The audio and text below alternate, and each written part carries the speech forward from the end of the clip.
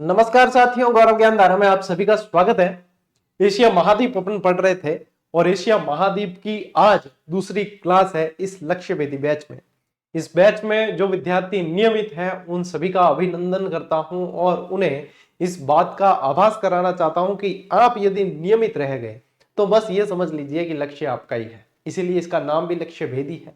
जो इसमें नियमित रहेगा, दिखती बात है, चाहे कोई भी क्षेत्र में आप लोगों को जाना हो, लेकिन आप यदि उसमें नियमित नहीं है तो निश्चित रूप से आप उनसे पिछड़ जाते हैं जो नियमित है। तो सबसे बेस्ट है अपने जीवन के अंदर नियमितता को लाइए और आप सफलता की ओर बढ़ते चले जाएंगे। आज के इस बैच में अपन क्या पढ़ने वाले हैं? आज के इस बैच में, इस क्लास के अंदर साथियों, अपन पढ़ने वाले हैं एशिया में जो पर्वत श्रेणियां हैं वो पढ़ेंगे, जो पठार है वो पढ़ेंगे अपन डिटेल में, जो झीलें हैं वो पढ़ेंगे और साथ ही साथ जो नदियां हैं वो पढ़ेंगे। देखो, इसमें जहां पे आप राजस्थान जीके के अंदर सवाल देखते हो तो बहुत ज्यादा एग्जामिनर गहराई में जा चुका है और बहुत ज्यादा कंसेप्ट वाले सवाल आते हैं। लेकिन यदि आप विश्व भारत वाले भी आप प्रश्न उत्तर यदि देखते हैं, पीवाई क्यूज या अभी तक हुए हैं, तो उनमें यदि गहराई में गया भी है तो उसमें आप लोगों को यह नहीं पूछेगा कि हाँ चीन देश उठा लिया और चीन देश के मतलब जो है नदी के अंदर सभ्यता और सभ्यता के अंदर विशेषता, वो नहीं पूछेगा, है ना। हाँ, ये पूछ सकता है पीली सभ्यता कहाँ है, तो हांगहो नदी के किनारे, यानी कि वो तो ध्यान रखना है।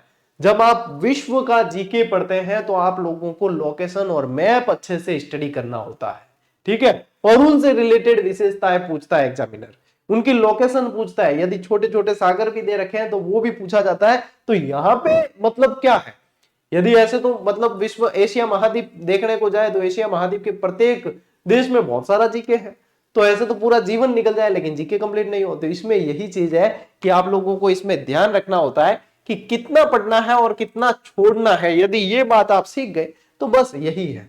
इसीलिए इस बैच के अंदर जितनी मैं क्लास ले रहा हूं उसमें मुझे जहां तक लगता है और जितना मेरा प्रयास है कि यदि विश्व जीके से आप लोगों के 10 प्रश्न बनेंगे तो उसमें 9 आप बहुत अच्छी तरीके से करके आओगे। 10 के 10 की गारंटी नहीं लेता मैं, 100% की नहीं लेता हूं मैं, लेकिन 90% आप बहुत अच्छे से करके आओगे। तो ये ध्यान रखें आप, ठीक है। चलिए आज की क्लास को अब शुरू करते हैं साथियों, और बस फिर से यही कहना चाहूंगा कि नियमित रहना। यदि आपने इस शब्द को अपने जीवन में उतार लिया तो समझ लीजिए कि आप सफलता का स्वाद चख लेंगे, ठीक है।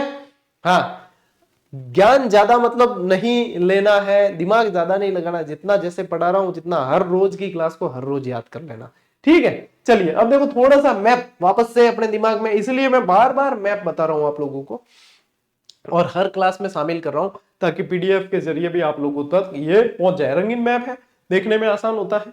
अब यहाँ पे एक विद्यार्थियों का पहली क्लास में कल की क्लास में कंफ्यूजन था कि सर आपने जो है एशिया का देशांतरीय विस्तार बताया 25 से 170 और पूर्वी से पश्चिमी बता दिया। उसमें एक सुधार करेंगे आप, पूर्वी से पूर्वी करना है आप लोगों को। इसके अंदर क्या करना है, पूर्वी देशांतर ही करना। एक संशोधन कर लेना, कल की क्लास के अंदर मैंने आप लोगों को पूर्वी से पश्चिमी बता दिया ना, तो कई बच्चे तो देखो पहुंच गए होंगे कि वो एक कैसा है एरर, फ्लो में बता दिया होगा, लेकिन फिर भी मैं उसे ठीक करवा देता हूं। इसमें मैप इसीलिए शामिल किया है कि आप खुद मैप देख लीजिए। यदि आप पश्चिमी 25 डिग्री पश्चिमी देशांतर देखने जाएंगे अपन, तो वो तो अटलांटिक महासागर के अंदर से निकलता है। ये मैप इसीलिए लिया है, इसमें अक्षांश ये देशांतर रेखाएं भी ऊपर दे रखी है ना। तो ये जो 170 जो है 170 ये ऐसे घूम के यहाँ से निकल रही है, 170 ये निकल रही है यहाँ से, बेरिंग जल संधि के यहाँ से निकल रही है, और यहाँ पे जाते हैं अपन तो ये 25 डिग्री जो है वो यहाँ से करती हुई निकलेगी। तो ये पूर्वी से पूर्वी है। ये कौन से है, ये आपके ईस्ट, यानी कि पूर्वी से पूर्वी है, ये ध्यान रखना है आप लोगों को, है ना। तो इसको थोड़ा सा मैप भी स्टडी इसीलिए साथ साथ करना है, और कोई कंफ्यूजन हो भी जाता है तो अपने लेवल पे आप उसका समाधान करना सीखे। और यहां पे क्योंकि आप परिपक्व अवस्था में हैं, आप अब 5वीं 8वीं 10वीं 12वीं वाले बच्चे नहीं है क्या, हाँ बाई चांस मेरे से भी, देखो इंसान गलतियों का पुतला, मेरे से भी हो जाए तो आप लोग इसके निष्कर्ष तक और समाधान तक स्वयं पहुंचने चाहिए। यदि आप अपना सिलेक्शन देखते हो तो मान लीजिए मेरा कमेंट पे नजर नहीं पड़ी तो आप जो है खुद निष्कर्ष तक पहुंचने जरूरी है, इतना तो आप लोगों को आत्मनिर्भर होना पड़ेगा, ठीक है बेटा। थोड़ा सा मैप को फिर से स्टडी करें अपन। क्यों आज स्टडी इसको वापस से क्यों देखना है अपने को, क्योंकि इसमें क्या है, जैसे कि मान लो लोपनूर झील पूछेंगे, ठीक है, तो यहां पे है। आप लोगों को पूछ लेंगे अरल सागर, ये तो चलिए अरल सागर नहीं पूछते हैं, लेकिन ये जो पूछ ले लेक आप लोगों को बालखस पूछ ले, या फिर लेक बेकाल पूछेंगे, है ना, ये पूछी जाएगी। आप लोगों को जो है पठार पूछेंगे, तो और इसके अंदर जैसे डेजर्ट भी पूछते हैं, गोबी का मरुस्थल कहाँ है, तो वो मंगोलिया के अंदर, ये देखो शुष्क मरुस्थल है, ठीक है। मंचूरियन का मैदान कहाँ है, ये देखिए यहाँ पे पड़ता है चाइना के अंदर।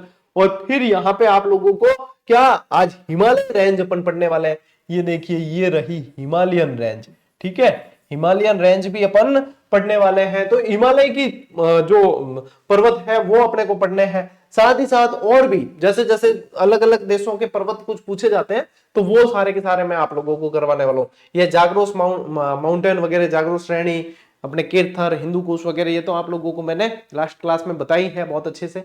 पामीर के पठार की दिशा के अनुसार बताई थी, है ना। और जैसे जैसे फिर एक दो क्लास एशिया महाद्वीप की ओर आएगी, जिसमें अपन विभिन्न देशों की विशेषताएं पढ़ेंगे, तो उनके अंदर वापस उन पर्वत श्रेणियों का जिक्र होगा। तो कम से कम 2-3 बार अपने सामने आएगी, तो क्या होगा, याद हो जाएगा। आप उठा के देखना, जैसे कि एपिनाइन पर्वत कहाँ है, पिरेनाइज कहाँ है, इस तरीके से प्रश्न बनते हैं, ठीक है। तो लेकिन अभी मैं आप लोगों को विशेष रूप से कहूंगा कि इनकी दिशाएं ध्यान रखना। इनकी दिशाएं यदि सामने आ जाती है तो ध्यान रखनी, और सामने कैसे आएगी, जब आप इन मैप को बहुत अच्छी तरीके से देखेंगे, ठीक है। तो मैप इसीलिए शामिल किया, इसको देखेंगे। चलिए अब अपन आते हैं सबसे पहली चीज, पर्वत श्रेणियों पे आते हैं बेटा जी। कहां आते हैं, पर्वत श्रेणियां। अब मुख्य मुख्य पर्वत श्रेणियां, यहां पे जो मैंने ये मैप शामिल किया है वो किसका है, हिमालय का। वो किसका है, हिमालय। अब हिमालय का भी वर्गीकरण है, और हिमालय का वर्गीकरण भी 2-3 तरीके से। तो चूंकि अपन जब भारत का भौतिक प्रदेशों की विशेषताएं पढ़ेंगे, या किसी को जल्दबाजी हो, तो मैंने ये भी सारी क्लासें पहले भी पढ़ा रखी है 3 साल पहले, तो उसके अंदर से भी आप देख सकते हो। जैसे कि ट्रांस हिमालय है, ग्रेट हिमालय है, शिवालिक है, श्रेणियां इसके भी विभाजन है अलग अलग। वो डिटेल अपन पढ़ेंगे, भारत का भूगोल पढ़ने वाले हैं तब। क्योंकि अपने क्या है, हिमालय रेंज अपन को पढ़नी है, पूरे विभाजन के अनुसार पढ़नी है, उसका वर्गीकरण पढ़ना है। यहां पे वर्ल्ड जीके, तो वर्ल्ड जीके के अनुसार अपन पढ़ेंगे। यदि देखे ऐसे देखें कि हिमालय अपना है, तो गुरुजी यहीं पे वो सारी चीजें पढ़ ले, तो फिर दूसरे पर्वत श्रेणियों को भी फिर उस डिटेल से पढ़ना है। यहाँ तो भाई जिंदगी निकल जाए जीके पूरा नहीं में, यहाँ तो जिंदगी निकल जाए पर जीके पूरा होना नहीं है। तो जीके में यही तो है कि क्या पढ़ना है और क्या छोड़ना है, ये ध्यान होना चाहिए, लेकिन चीजें समझ में आनी चाहिए। देखो क्या पूछते हैं, हिमालय पर्वत श्रेणी वलित पर्वत की श्रेणी में आता है। अब आप याद करो, मैंने कल आप लोगों को एशिया का वर्गीकरण बताया था कि इनको 5 भागों में बांटा है, और उसमें जब ऊपर निम्न श्रेणी से मध्यवर्ती पर्वत श्रेणी में आए थे कल की क्लास में, तो उसके अंदर मैंने बताया था कि यहाँ पे फोल्ड्स यानी कि नवीन वलित पर्वत श्रेणियां हैं। तो एशिया की विशेषता है कि यहाँ पे वलित पर्वत श्रेणियां हैं, और इसी से लैंग्वेज से प्रश्न बनाए जाते हैं कि क्या ब्लॉक पर्वत है, वलित पर्वत है, कैसे है। तो यहीं पे आप लोगों को ध्यान केंद्रित करना है। जहां जहां कहूं ना, वहां वहां आप अपना कोई मोस्ट इंपॉर्टेंट का साइन हो वो लगाते हुए चलना, क्योंकि बहुत जरूरी है। इसका निर्माण देखो अल्पाइन काल में हुआ है। अब जो जो प्रश्न बन सकते हैं वो सारे के सारे मैंने शामिल किए। इसका अधिकांश भाग देखेंगे तो नेपाल में पड़ता है, और नेपाल में ही इसकी ऊंचाई भी सर्वाधिक देखने को मिलती है। ऊंचाई भी सर्वाधिक यदि देखोगे तो कहां पड़ती है, इसकी सर्वाधिक ऊंची चोटियां नेपाल के अंदर ही पड़ती है। सर्वाधिक ऊंची चोटियां कहां है, नेपाल के अंदर है, ठीक है। तो ये ध्यान रखना है अपने को। विश्व की अधिकांश ऊंचाई वाली पहाड़ियां भी हिमालय पर्वत श्रेणी के अंदर है। कि पूरे विश्व की ऊंची पर्वत श्रेणियों को काउंट करें तो अधिकांश उसमें से हिमालय रेंज के अंदर ही पड़ती है, हिमालय के अंदर। तो हिमालय की ये विशेषताएं आप लोगों को ध्यान रखनी है। अब हिमालय की सबसे ऊंची पर्वत श्रेणी कौन सी है, हिमालय की देखोगे आप सबसे ऊंची चोटी, सबसे ऊंची चोटी कौन सी है, माउंट एवरेस्ट। Mount Everest. और सिर्फ हिमालय की क्यों, पूरे विश्व की देखेंगे तो माउंट एवरेस्ट ही है, ठीक है। उसके अलावा बहुत सारी मकाऊ है, आप लोगों के कंचनजंगा है, K2 है, वगैरह वगैरह। तो ये तो सारी पढ़नी है अपने को। ये सैटेलाइट से लिया गया फोटो है, ये जो फोटो है वो सैटेलाइट से लिया गया फोटो है। यहाँ पे माउंट एवरेस्ट बता रखा है, ठीक है। माउंट एवरेस्ट की यदि ऊंचाई देखेंगे तो कितनी है, 8,850 मीटर। अब मीटर को किलोमीटर में बदल दो तो लगभग 9 किलोमीटर हो जाते हैं। ऊंचाई की बात हो रही है, लगभग 1,000 मीटर बराबर 1 किलोमीटर, तो लगभग 9 किलोमीटर। और मीटर में 8,850 मीटर। पहले ये 8,848 थी। प्लेटें आपस में टकराती है, तो इस वजह से इसकी ऊंचाई जो है जो बढ़ती जा रही है, दिन ब दिन साल भर बढ़ती जा रही है। तो 8,850 मीटर इसकी ऊंचाई है। ठीक है, ये ध्यान रखना है अपने को। फिर देखो एक पूछते हैं आप लोगों को कि काला पर्वत कहाँ है। तो देखो जो जिनका दिल काला है उनके वहां पर्वत भी काला है। ये इनके यहाँ जो पर्वत है वो नमकीन पर्वत है। जिनकी फितरत में नमक मिला है वो यहाँ पे नमकीन पर्वत कहाँ है? पाकिस्तान के अंदर। काला पर्वत कहाँ है? पाकिस्तान के अंदर है। तो यहाँ याद रख सको कि काला पर्वत कहाँ है। जिनका दिल काला है वहां पर्वत भी काला है। तो काला पर्वत पाकिस्तान के उत्तर में स्थित है, ये ध्यान रखना। ये हो गया आप लोगों को भैया याद। पढ़ना अलग बात, याद करना अलग बात। यहां से एक बार सुन भी लोगे तो चीजें याद हो जाएगी। हिंदू कुश पर्वत कहाँ है? हिंदू कुश पर्वत है अफगानिस्तान और पाकिस्तान के मध्य में है, और यहीं पे स्वात घाटी भी इसी के अंदर है। और इस स्वात घाटी को क्या कहा जाता है पता है? इसको कहा जाता है पाकिस्तान का स्वर्ग। इसको क्या कहते हैं? पाकिस्तान का स्वर्ग कहा जाता है इसे। ठीक है, इसे पाकिस्तान का स्वर्ग कहा जाता है। इसकी मतलब सुंदरता बहुत है स्वात घाटी की, तो इसलिए इसको पाकिस्तान का स्वर्ग कहते हैं। ये हिंदू कुश पर्वत बहुत मोस्ट इंपॉर्टेंट है। हिंदू कुश पर्वत बहुत मोस्ट इंपॉर्टेंट है। अब जैसे कि आप लोगों के इसमें दर्रे भी यदि अपन देखें तो दर्रे जैसे बोलन दर्रा है ना, खैबर दर्रा है। तो ये अब जैसे कल आप लोगों के जैसे देशों वाली मैं क्लास लूंगा ना, उनमें कौन सा दर्रा किस देश के अंदर है वो मैं उसमें शामिल कर दूंगा, ताकि आप लोगों के एक सही तरीके से अध्ययन चले। भी मैं यहाँ पे भी बताऊंगा, वहां पे भी बताऊंगा। तो अपने जो है इसको इसी तरीके से वेल मैनेज तरीके से पढ़ेंगे तो आपके कहीं कोई समस्या नहीं है। वैसे ये ध्यान रखना, बोलन दर्रा, खैबर दर्रा वगैरह आर्यों का प्रवेश भी यहीं से माना जाता है ना। तो ये चीजें ध्यान रखनी है। तो इस स्लाइड में बेटा याद क्या हुआ? इस स्लाइड में याद हुआ कि अपने हिमालय पर्वत श्रेणी जो है वो नवीन वाली पर्वत श्रेणी है। इसका निर्माण पूछेंगे तो हमें ध्यान रखना है अल्पाइन काल के अंदर इसका निर्माण हुआ है। इसकी अधिकांश ऊंची चोटियां नेपाल के अंदर है।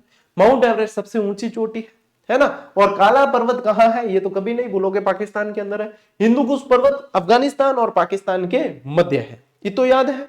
चलिए इसका स्क्रीनशॉट लो, फिर आगे बढ़ते हैं।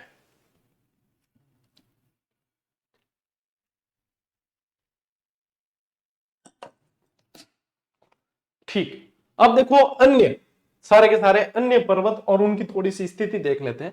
ये अलग अलग तरीके के मैंने आप लोगों के मैप लिए हैं। इन मैप को देखते रहना। जैसे कि यहां देखोगे तो हिंदू कुश पर्वत यहां दे रखा है।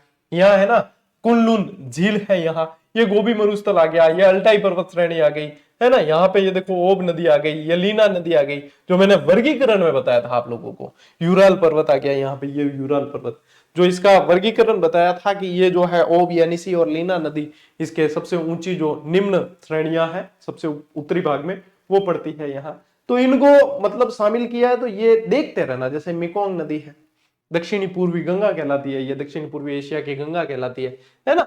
इनको जरूर देखें, इनको इग्नोर मत करना, ये शामिल ही इसीलिए किए हैं।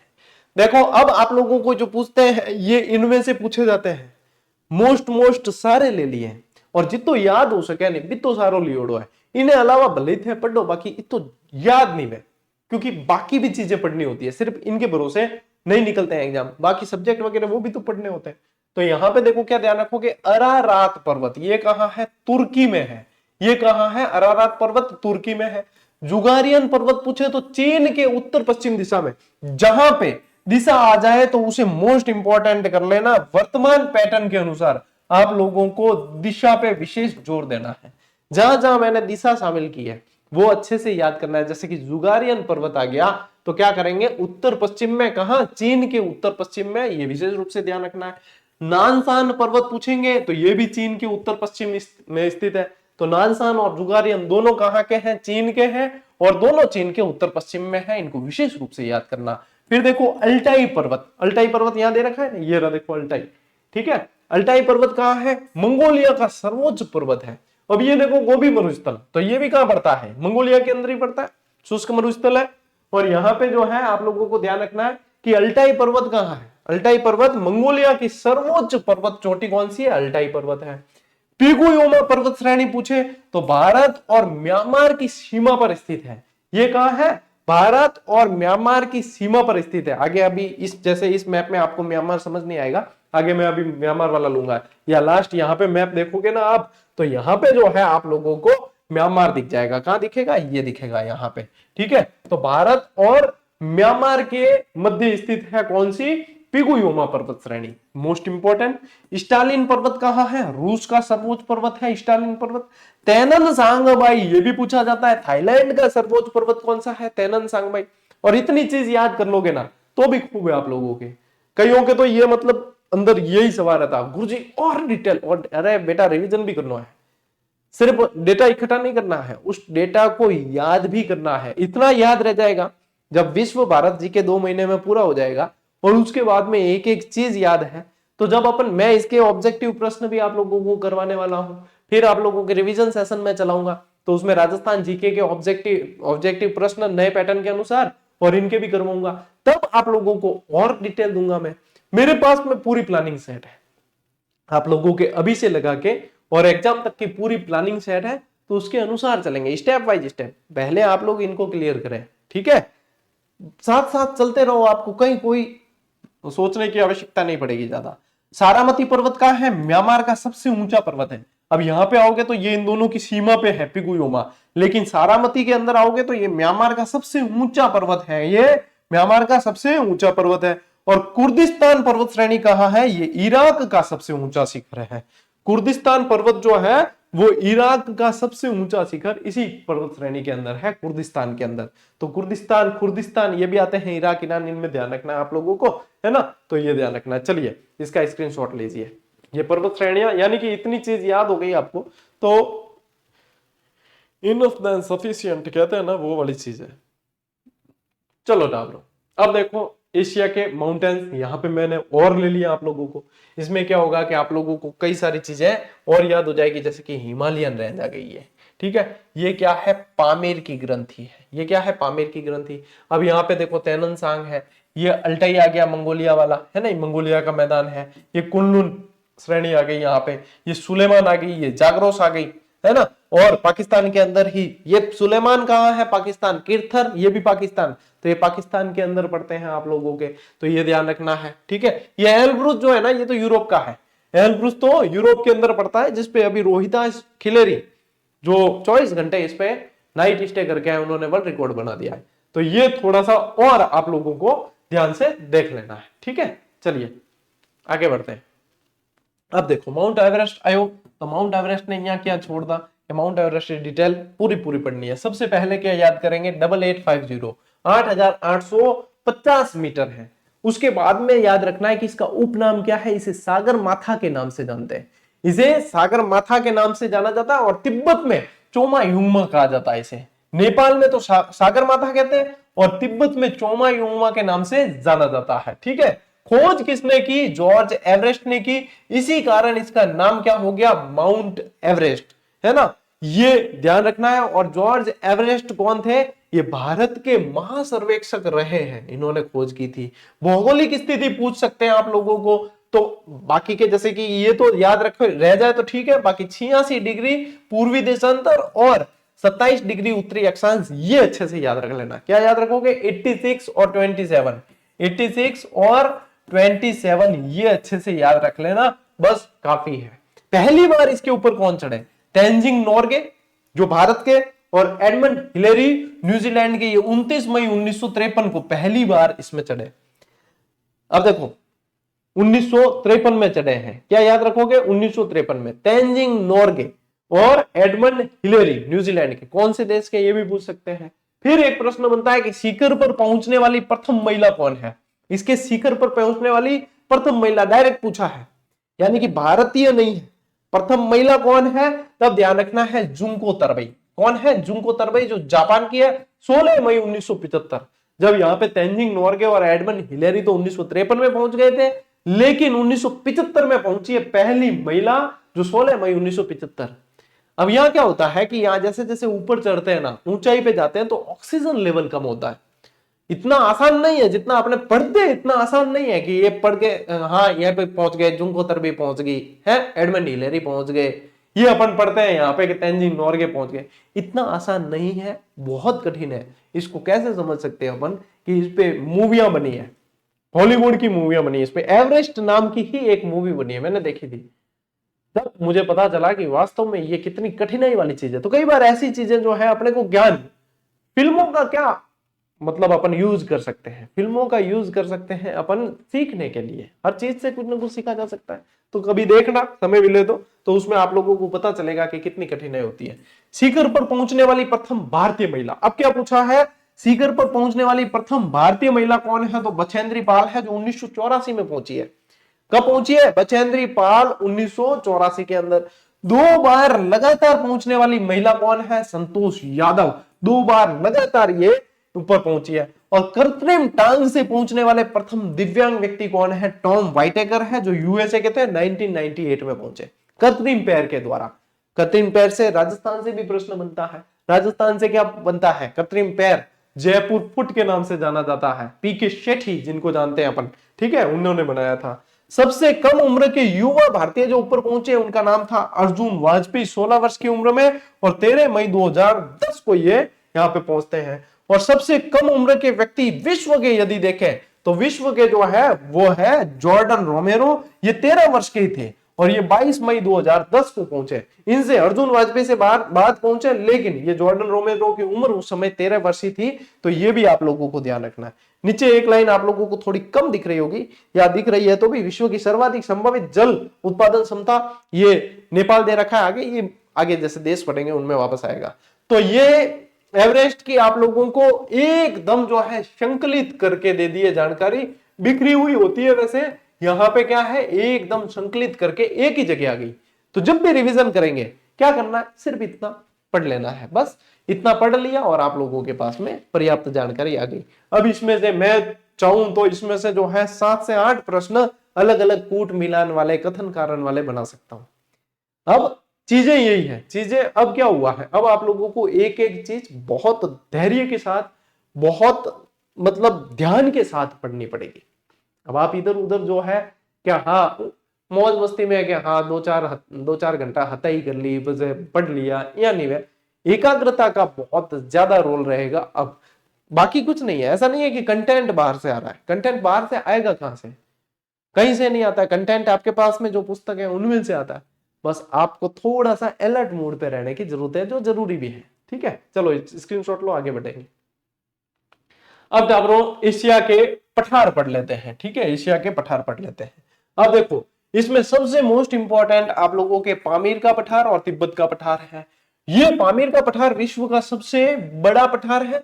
इसे पामीर की गांठ या पामीर की ग्रंथि के नाम से जानते हैं। और क्यों जानते हैं ये मैंने कल आप लोगों को बता दिया कि इसमें से बहुत सारी पर्वत श्रेणियां जो है कनेक्टेड है, इससे बहुत सारी पर्वत श्रेणियां कनेक्टेड है, बहुत सारी नदियां इनमें से निकलती है। तो ये एक मतलब ग्रंथि गांठ के जैसी है, तो इसे पामीर की गांठ या पामीर की ग्रंथि के नाम से जानते हैं। इसे विश्व की छत भी कहते हैं, ये इतना बड़ा है कि इसे विश्व की छत कह दिया जाता है। और तिब्बत का पठार जो है ना, उससे यदि देखोगे तो ये थोड़ी सी ही दूरी पे अटैच है। कई बार मैप में जैसे दर्शाते हैं ना तो एक ही जगह दिख जाता है, लेकिन मैंने आप लोगों को ये देखो यहाँ पे एक मैप मैंने शामिल किया है, लास्ट में बताऊंगा चलो उसमें कि, और कल वाली क्लास में बताया भी था। तो वो मतलब ज्यादा इनके बीच में दूरी नहीं है। पामीर की श्रेणी आप लोगों को अलग दिखती है और तिब्बत का मैदान, तिब्बत का पठार अलग दिखता है। यह विश्व का सबसे ऊंचा पठार है तिब्बत का पठार, और ये इतना ऊंचा है कि इसलिए इसको क्या कह दिया जाता है, इसको तीसरा ध्रुव कह दिया जाता है। इसको क्या कह देते हैं, तीसरा ध्रुव इसे कह दिया जाता है, तीसरा ध्रुव इसे कहा जाता है। यह चीन में है और इसे चीन की दीवार के नाम से भी जाना जाता है, ये भी ध्यान रखेंगे आप। फिर एक मोस्ट इंपॉर्टेंट आता है अंतोलिया का पठार। एक बचपन में एक गेम खेलते थे जिसका नाम था संतोलिया, और एक ये पठार है जिसका नाम है अंतोलिया। सितोलिया बोलता या संतोलिया बोलते, 7 पत्थर जमा के वो। ये अंतोलिया का जो पठार है ये तुर्की के पोट्रिक और टोरेंस पर्वत श्रेणियों के मध्य है। अब ये चीजें पूछी जाती है, पोट्रिक और टोरेंस पर्वत श्रेणी के मध्य है। फिर एक तियन शान का पठार याद रखें, ये पामीर के पठार के उत्तर पूर्व में है, जो कल आप लोगों को मैंने डायग्राम बना के समझाया था। एक दक्कन का पठार, ये तो भारत के अंदर है, प्रायद्वीपीय जो भारत है वहीं पे है ये, है ना, दक्षिणी भाग के अंदर है। हिंद चीन का पठार, इसमें 3 स्थान आप लोगों को याद रखना, 3 देश, एक तो कंबोडिया, लाओस और वियतनाम, इनमें ये पठार फैला हुआ है जिसके हिंद चीन का पठार कहा जाता है। जिसे क्या कहते हैं, हिंद चीन का पठार कहा जाता है। तो ये कुछ मुख्य पठार है जो आप लोगों को ध्यान रखना है। स्क्रीनशॉट लो इसका और आगे बढ़ेंगे। क्लास जैसे जैसे आती जाए वैसे वैसे चीजें आप लोगों को याद अभी से करनी है। बाद में मत समझना कि हम जो है समय उसका आएगा ये वो कर लेंगे, नहीं हो पाएगा फिर इतना।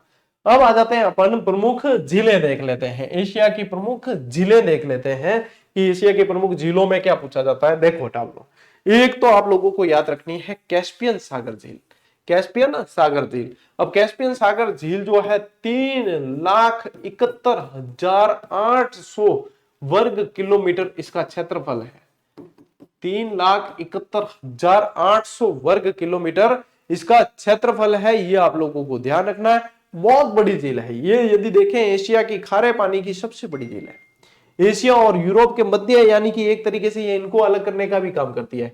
ये एशिया और यूरोप के मध्य और विश्व की सबसे बड़ी खारे पानी की झील है। विश्व की सबसे खारी नहीं कह सकते, विश्व की सबसे बड़ी खारे पानी की झील है। विश्व की सबसे खारी कहेंगे तो लेक वॉन टर्की, वो टर्की के अंदर है। फिर देखो आती है एक बैकाल झील, ये साइबेरिया। साइबेरिया क्या है? साइबेरिया मतलब एशिया का, रूस का एशियाई भाग, रूस का ये क्या होता है, रूस का एशियाई भाग, इसे साइबेरिया कहा जाता है। तो ये साइबेरिया में स्थित है और विश्व की सबसे गहरी झील है। धरातल से 1940 मीटर गहरी है ये। कितनी है? धरातल से 1940 मीटर, कई जगह 1640 भी देखने को मिलेगा आप लोगों को। तो मैं पहले ही क्लियर कर देता हूं, मैंने जितने कंफ्यूजन वाले फैक्ट हैं वो पहले से पढ़ रखे हैं और आप लोगों को ये ध्यान रखना है। फिर आती है लेक वॉन, टर्की के अंदर लेक वॉन झील जो सबसे खारी झील है। यहाँ की लवणता बहुत ज्यादा है, टर्की के पठार पर स्थित है और विश्व की सबसे खारी झील है। अब सबसे खारी है तो इसकी लवणता भी पूछ सकते हैं, 330 प्रति हजार। ये प्रतिशत नहीं है, ये प्रति हजार है, ये ध्यान रखना। लवणता प्रति हजार में मापी जाती है। मैं आप लोगों को महासागर भी जब पढ़ाऊंगा ना तो उसके अंदर जो है ये लवणता वगैरह सब पढ़ाऊंगा मैं आप लोगों को, ठीक है। तो उसके अंदर ये बताऊंगा आप लोगों को कि क्यों ये ऐसे इसके अंदर आती, सेलाइन, नेक्टर लाइन वगैरह सारी चीजें आएगी, खूब है। अभी तो अपन ने शुरू किया है, जैसे जैसे बैच आगे बढ़ता जाएगा वैसे वैसे आप इसमें पारंगत होते चले जाएंगे। फिर एक ध्यान रखनी है मृत सागर, यह विश्व की सबसे गहराई पर स्थित है। दोनों की लैंग्वेज अलग है। बैकाल झील विश्व की सबसे गहरी झील है और मृत सागर सबसे गहराई पर स्थित झील है, ठीक है, ये ध्यान रखना है। ये इजराइल और जॉर्डन की सीमा बनाती है। मोस्ट इंपॉर्टेंट कर दो, यही है बेटा डिटेल, ठीक है। फैक्ट ये है कि मृत सागर झील जो है सबसे गहराई पर स्थित है। फिर इसका स्थान पूछेंगे आप लोगों को, इजराइल और जॉर्डन की सीमा बनाती है ये, और इसे सी ऑफ पीस कहा जाता है। इसे क्या कहा जाता है? सी ऑफ पीस, शांति का सागर कहा जाता है। सी ऑफ पीस के नाम से जानते हैं। एक ध्यान रखो, अरब सागर झील उज्बेकिस्तान और कजाकिस्तान के मध्य है, और एक टोनले सैप झील जो कंबोडिया में स्थित है। और इसके अलावा जैसे आप लोगों के जो है बाकी कुछ एक आप लोगों को मैप के अंदर भी ध्यान रखनी है, जो मैंने आप लोगों को बार बार बताई है, ठीक है। तो वो भी चीजें आप लोगों को ध्यान रखनी है साथ साथ, ठीक है। चलिए स्क्रीनशॉट लीजिए, फिर आगे बढ़ते हैं।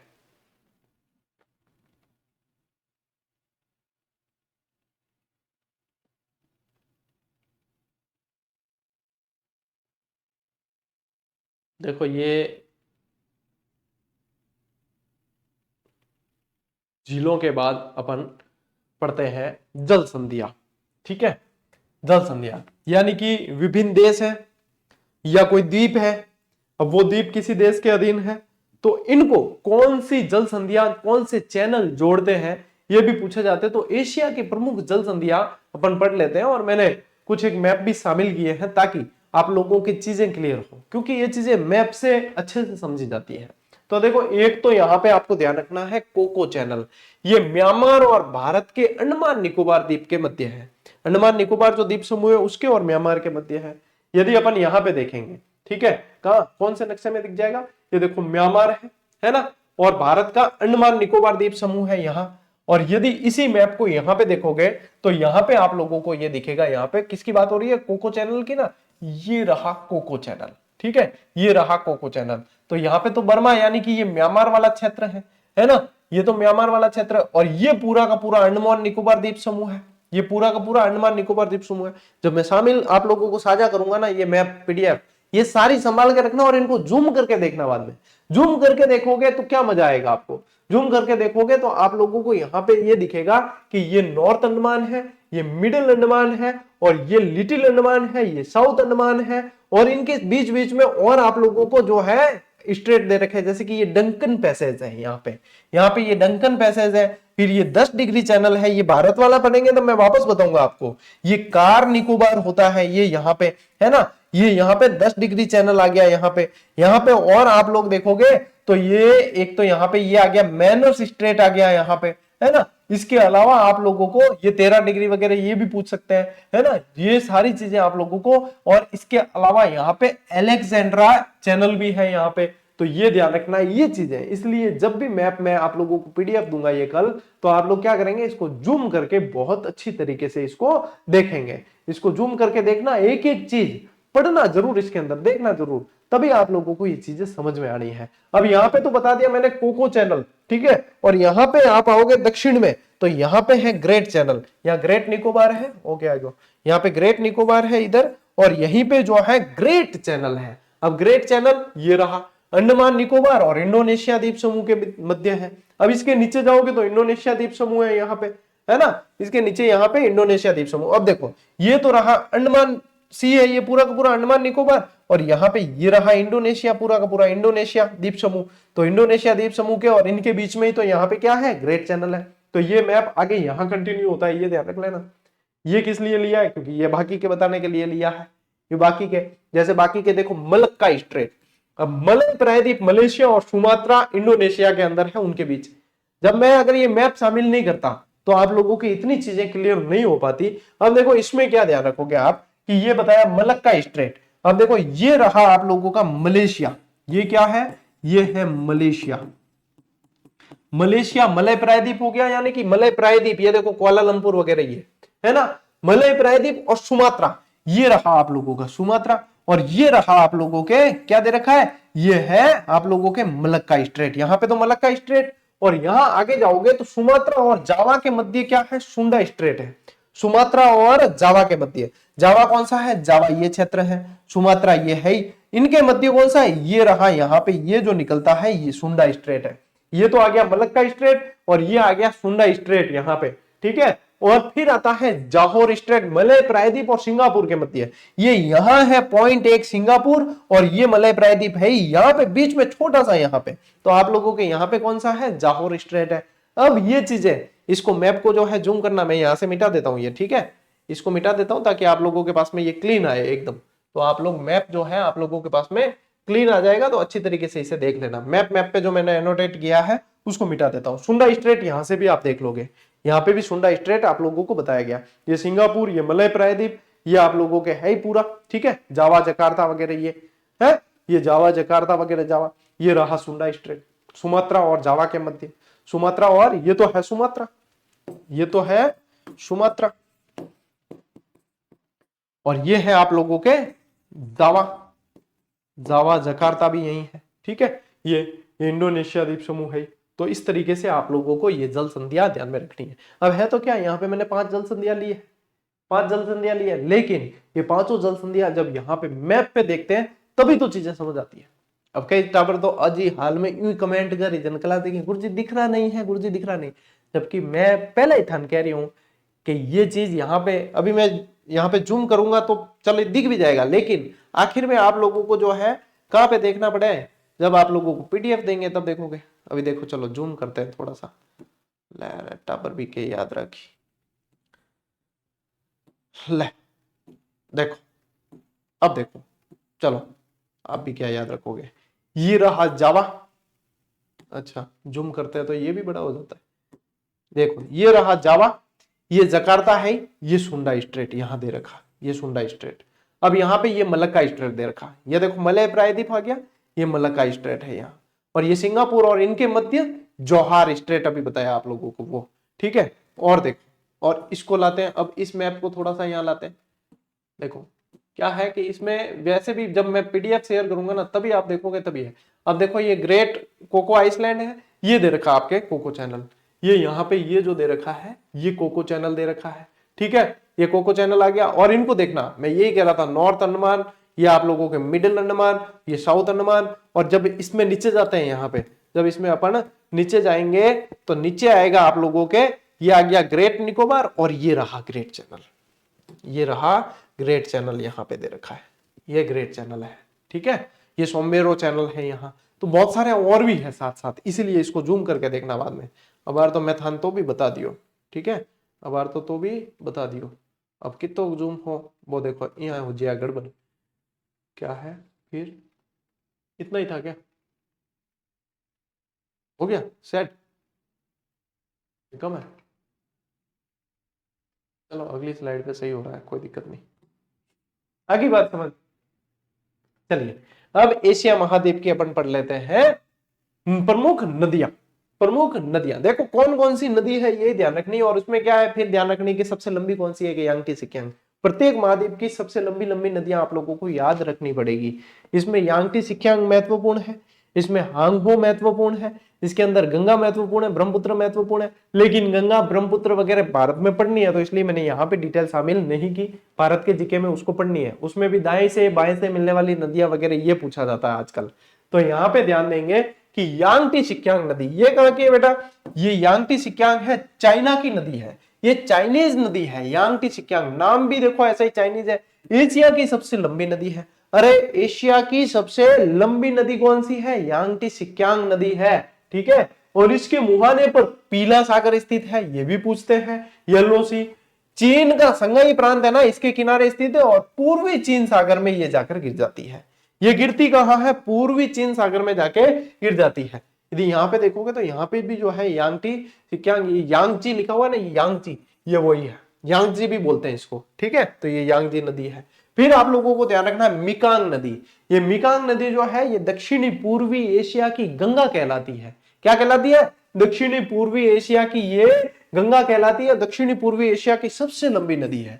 अब आपको पूछे कि कहां से निकलती है, तो ये तिब्बत के पठार चीन से निकलकर लगभग ये जो है 4350 से 4900 किलोमीटर तक बहती है और चीन, म्यांमार, लाओस, थाईलैंड, कंबोडिया और वियतनाम से होते हुए दक्षिणी चीन सागर में मिल जाती है।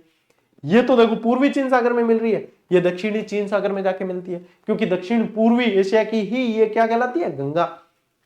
एक मोस्ट इंपॉर्टेंट है आपके हांगहो नदी, इसे पीली नदी भी कहा जाता है, इसे क्या कहते हैं, येलो रिवर भी कहते हैं।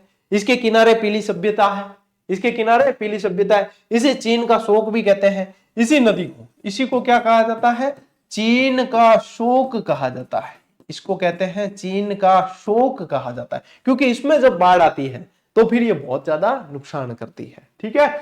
इसका उद्गम ओरिंगनोर और जोरिंगनोर झीलों से होता है, ओरिंगनोर और जोरिंगनोर झीलों से इसका उद्गम होता है, जिसे पीली नदी भी कहते हैं। फिर दजला फरात, दजला और फरात दोनों अलग अलग नदियां हैं, ठीक है। ये टॉरस पर्वत से निकलकर फारस की खाड़ी में गिरती है और फारस की खाड़ी में गिरने से पहले इनका जो संयुक्त रूप होता है, इसका संयुक्त जो रूप होता है वो शात अल अरब कहलाता है। वो क्या कहलाता है, शात अल अरब के नाम से जाना जाता है। ये ध्यान रखना, दजला और फरात नदियों की बात हो रही, किसकी, दजला और फरात नदियों की बात है। ले बेटा स्क्रीनशॉट लो, आगे बढ़ना बजे।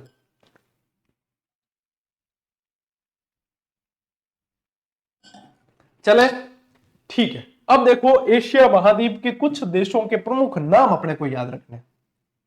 अब ये प्रमुख नाम ये भी पूछते हैं अलग अलग तरीके से, ये भी पूछा जाता है, तो ये प्रमुख नाम अपने को ध्यान रखने। अब देखो हाथियों का देश किसे कहा जाता है, हाथियों का देश कहा जाता है लाओस को। थाईलैंड कौन बुला रहे मन में है, तुम में से कई बच्चों के जहन में थाईलैंड आया सीधा सीधा, हाथियों का देश कहते हैं, अरे वो सफेद हाथियों का देश है, हाथियों का देश लाओस ही, ध्यान रखना। ये स्थलबद्ध देश है एक तरीके से, ये कैसा है, ये स्थलबद्ध देश है, ये ध्यान रखना है। फिर देखो भविष्य का सिंगापुर, ये कहलाता है पेनांग द्वीप। पेनांग द्वीप जो है वो भविष्य का सिंगापुर के नाम से जाना जाता है। नदियों और पर्वतों की भूमि, 100 पैगोडाओं का देश, क्या, नदियों और पर्वतों की भूमि और 100 पैगोडाओं का देश किसे कहा जाता है, ये म्यांमार को कहा जाता है। ये किसे कहते हैं, म्यांमार को कहा जाता है, नदियों और पर्वतों की भूमि और 100 पैगोडाओं का देश। ये आया भैया सफेद हाथियों का देश, तो ये है आप लोगों के थाईलैंड। ये क्या है, ये आप लोगों को ध्यान रखना है, थाईलैंड सफेद हाथियों का देश के नाम से जाना जाता है। फिर पूर्व का रत्न, स्वर्ण वाटिका, रत्नों का द्वीप, सिंहली द्वीप, इतने नाम आ गए तो अपने आप याद आ जाता। सोने का तो नाम आते, स्वर्ण यानी सोना, इसका नाम आते ही पता चल जाता है श्रीलंका। श्रीलंका, यहाँ की मुख्य नदी है महावेली गंगा। क्या है? महावेली गंगा। हम थे के तो गुरुजी बताइए कौन। तो भाई यूं तो हर देश में अलग अलग नदियां है ही, जो मुख्य मुख्य थी वो यहाँ पे बता दी, बाकी अपन हर देश की कुछ कुछ विशेषताएं पढ़ने वाले हैं, उनमें बताऊंगा आपको सारी सारी चीजें। अभी मैंने एशिया पूरा नहीं किया, जब अपन एशिया पूरा करेंगे तो आप लोगों को ये चीजें मिलेगी। लैंड ऑफ थंडरबोल्ट है, तूफानों चक्रवातों का देश कौन सा है? सर्पराज का देश। ये किसे कहा जाता है? ये कहा जाता है भूटान को। ये किसे कहते हैं? भूटान को। मूंगों का द्वीप किसे कहते हैं? मूंगों का द्वीप कहते हैं मालद्वीप को। किसको कहा जाता है? मालद्वीप को।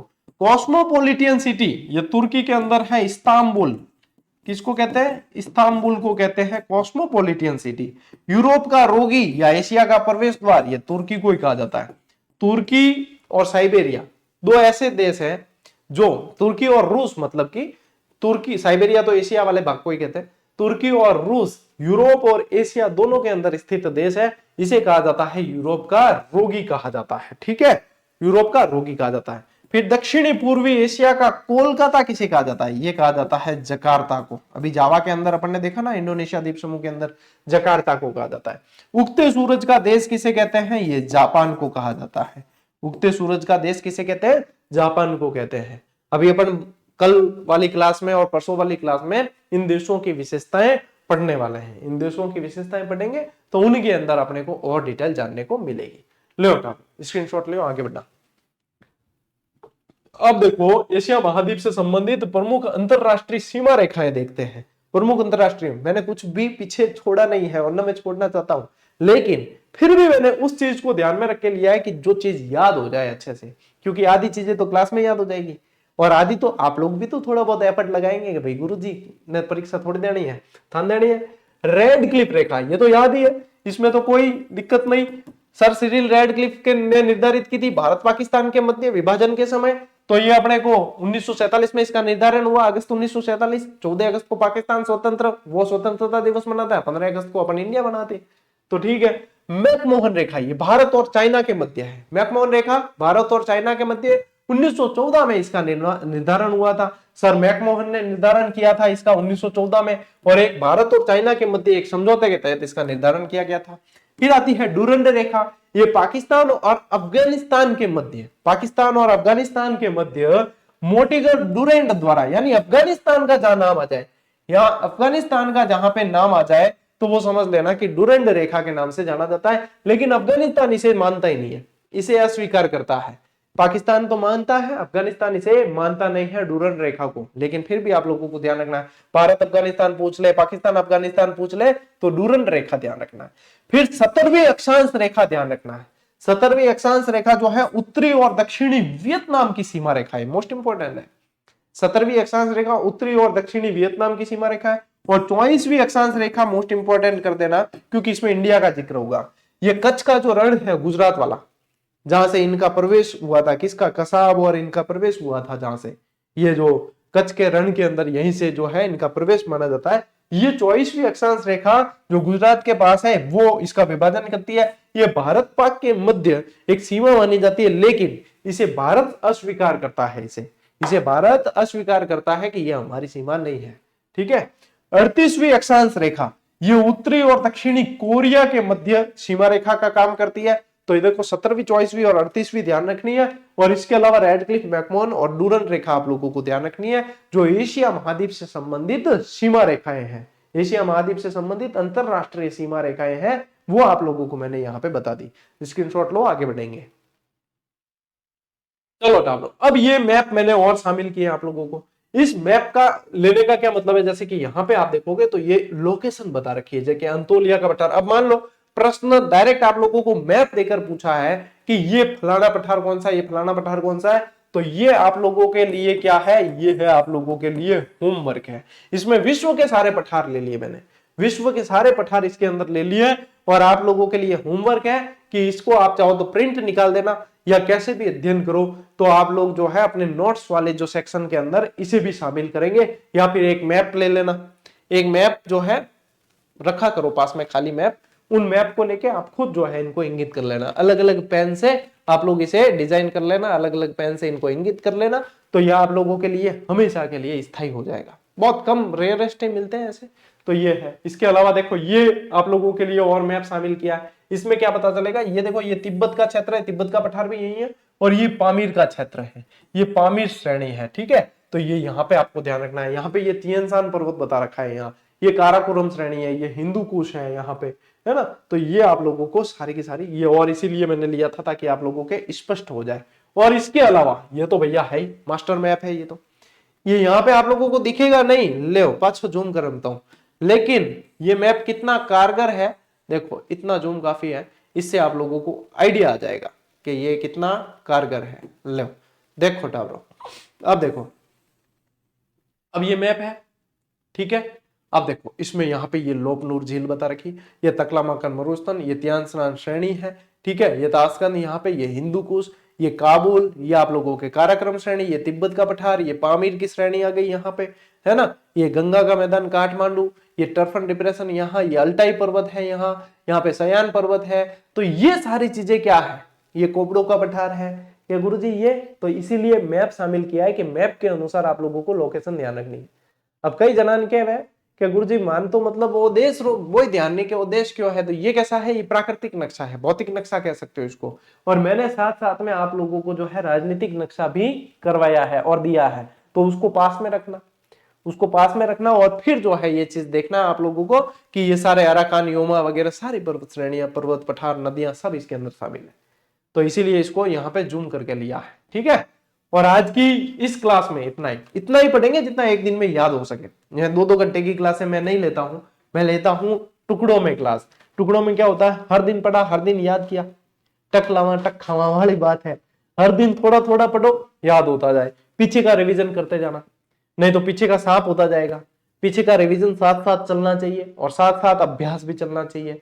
तो सारी ही रूपरेखा रणनीति आप लोगों को बता रखी है। बाकी थे खुद भी समझदार हो, अपना दिमाग चलाते रहना, थोड़े थोड़े आत्मनिर्भर बनने की कोशिश करना, पूरी तरीके से किसी पे आश्रित मत हो जाना, पूरी तरीके से मेरे पे भी आश्रित नहीं होना, पूरी तरीके से किसी भी मास्टर पे आश्रित नहीं होना है, हिम्मत नहीं हारनी है, हथियार नहीं डालने हैं, पॉजिटिव हमेशा रहना है, बुराई किसी की भी सुनो लेकिन करनी नहीं है।